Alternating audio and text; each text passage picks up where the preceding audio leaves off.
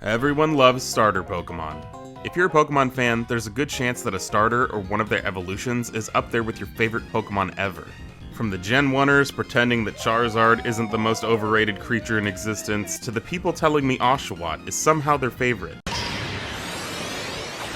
Oshawott! Aw, aren't you the cutest? Are you crazy?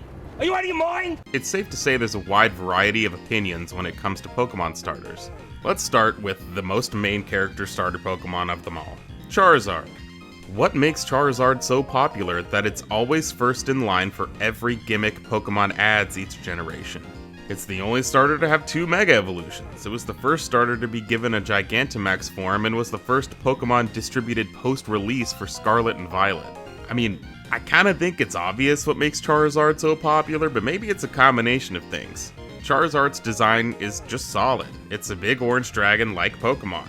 It was honestly the only Pokemon that actually looked like a badass dragon until 3rd gen. Yeah, sure, I mean Dragonite was always around, but the big goofy Disney dragon isn't exactly what many people have in mind when it comes to dragons. I've seen some people say that they don't understand at all what makes Charizard's design special in the first place, and I think that's more just a side effect of Pokemon evolving over time. Charizard almost looks a little underdesigned when comparing it to other fire starters or even just other fire types in general. But if you ask me, I think Charizard's immense popularity originated from his part in the anime. Ash's Charizard has so much personality. It's easily one of the most memorable from his long list of caught Pokemon.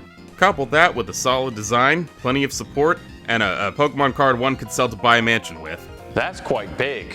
It makes for a very popular monster. But what does Charizard have over, say, Emboar? Emboar is kind of considered to be one of the lesser fire starters compared to most of the others. Personally, I think Emboar is underrated. But what is it about Charizard that makes it so much more popular than Emboar? Well, I think it's a number of things, but I think the biggest thing is Generation 1. A lot of the Gen 1 Pokemon are seen as the best simply because they're the originals. Now, if you ask me, this reasoning is kinda silly. Something isn't automatically the best just because it's the original, or even just the one you started with. But on top of that, Emboar just hasn't had as much representation. Charizard has been on the teams of Ash, Red, Lance, and Leon, as well as getting early access to most gimmicks as noted previously. Yeah, I mean, Bianca had an Emboar, but that's kind of the only really memorable one outside of, like, the manga. Emboar has gotten some love recently due to the surge and renewed popularity of the Generation 5 games, but it's safe to say it's still far from the most popular. But really, is Emboar just strictly a worse design? I mean, I don't think so, but I don't get to tell you what your opinion is. You can further see the trend of anime-heavy starters being the most popular in Greninja. Greninja might have the best treatment of any starter besides Charizard, and in some ways, it's been treated even better. Greninja didn't get a Mega, but it is the only starter to have a special hidden ability on top of the hidden ability it already had. Battle Bond lets Greninja transform into another form literally called Ash Greninja. If this doesn't scream main character syndrome, I truly do not know what does. When people try to tell me that Greninja isn't overrated, I mean, look at this thing. What is this? Where was Ash Bulbasaur? Not only that, but Greninja is also in Smash Brothers. I mean, so is Charizard, but that's almost like a given. You gotta be pretty iconic, or a Fire Emblem character for some reason, to get into Smash. Nice job, team. Which kinda begs the question why Incineroar was invited. Yeah, I mean, it's a heel wrestler, but like, okay, I guess. Is that good enough reason to be invited to Smash? That was before Incineroar was an overpowered VGC staple, too. Why Incineroar? Whatever, I kinda got off topic. Greninja is really overrated, if you ask me. Before the Greninja fans get mad, though, there's a huge difference between being overrated and being bad. Something is overrated when everyone and their mother hypes them up and talks about this character constantly, always saying they have to be number 1 like Greninja or Charizard.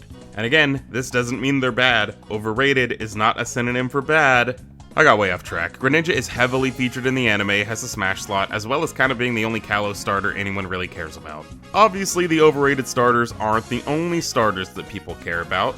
My favorite starters of each type are Sceptile, Typhlosion, and Feraligatr.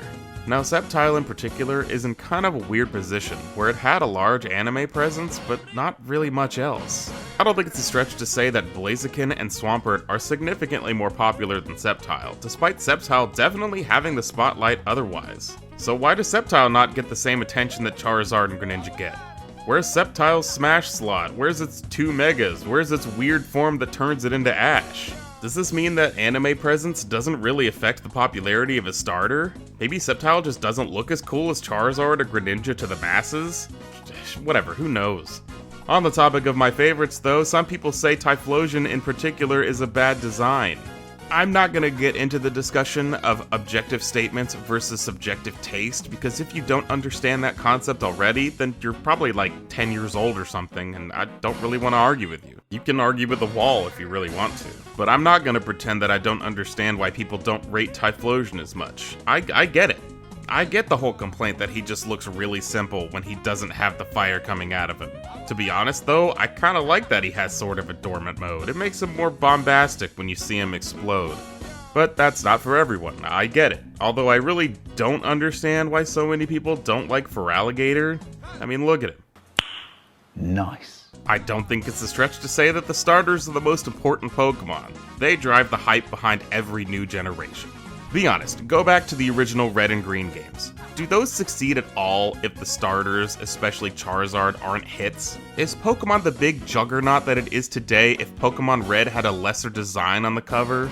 People paid thousands of dollars for little pieces of cardboard with Charizard printed on it. By now it'd probably be worth as much as a mystical space typhoon. Or it would have gone the other way and been as expensive as Duel Masters cards because nobody knows what this is. What I'm getting at is, would Pokemon be as big as it is today if not for Charizard looking really cool?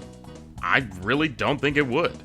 Kids needed something to latch onto, and boy did they. Don't kid yourselves, you know that Blastoise and Venusaur did not hold a candle to Charizard's popularity. At least back then. You know, in the 90s. Are you ready to be the ultimate Pokemon Master Trainer? One thing I also think is pretty funny is that the love for these starters are delayed a lot. Almost every single generation, there is so much hate on whatever the new starters are, and that trend shows no sign of slowing down either. I distinctly remember everybody hating all the Gen 5 starters, but now, with the wave of support for the 5th gen games, including many saying it's the best generation, there's a new appreciation for those starters. But that goes back to the whole nostalgia thing. Is the love for Gen 5 just another effect of nostalgia for kids who grew up with those games? Are we gonna see the same things for Gen 6 and 7? I kinda doubt it. It kinda seems like everybody really hates Chestnut. I like Chestnut, but geez, everybody's so mean to him. But maybe eventually, waves of nostalgia have hit for every single generation so far, I don't really see why it would stop now. But then again, sometimes the starters are just hits right off the bat. I mean, everybody likes the Hoenn starters. Back then and now, everybody just kind of agrees that those starters of that generation are just solid overall. But why them? Why the Hoenn starters? Why didn't the Unova starters get that love right off the bat? Why didn't the Galar ones? But if you ask me, this is just kind of an effect of everybody just kind of hating everything nowadays. Every time a game is announced, everybody hates it. Every time a single detail leaks about it, everybody hates it. It's kind of just like a massive wave of hate for everything that happens. And if you don't think people hate Skeledirge, well, I'm sorry to break the news to you. Are all starters created equal? Well, nobody can really say for sure. Some may say Swampert is obviously the best water starter, but then you have people like me who don't really like Swampert, so therefore the statement that Swampert is the best can never be true. And then you have the people who want to bully me into submission for even saying such a thing. Stop it. Get some help. What is true is that each starter speaks to someone. I think Delphox has a bad design. That's just my opinion. But there are many who say that Delphox is their favorite, and you know, I think that's pretty cool. Starters are an art form, and I'm glad that there's so much appreciation for all of them, at least to some capacity. I hate Oshawott. I cannot look at it for too long without getting upset. And some may say that about Feraligatr. That also kind of makes me upset. But everyone's tastes are different. Everybody's opinions are different. You make a video ranking all of the Pokemon starters, and you've got tons of comments telling you how wrong you are. But it's not like all of those comments are all saying Charizard is obviously the best, or Swampert is obviously the best.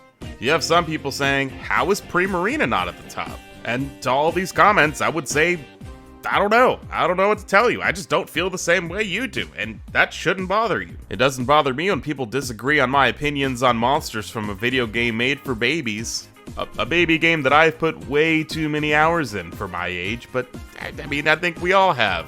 Some starters may be more beloved than others, but every one of these Pokemon is somebody's favorite.